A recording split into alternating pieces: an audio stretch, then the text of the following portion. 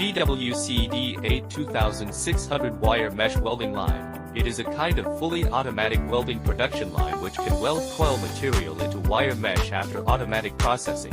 It is mainly composed of 11 parts such as payoff parts, line wire detection parts, straightening parts, line wire pull storage parts, stepping parts, weld machine, cross wire straightening parts, cutting parts, pole mesh rack, mesh turnover parts, unloading rack parts. Production efficiency 60-70 stick min.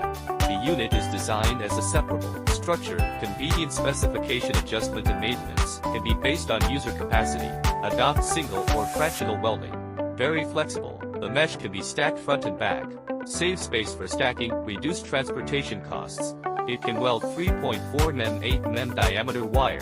The pressure of welding pneumatic system is stepless adjustable, fast response to wire specification and machine interface, PLC programming controller to control. High degree of automation.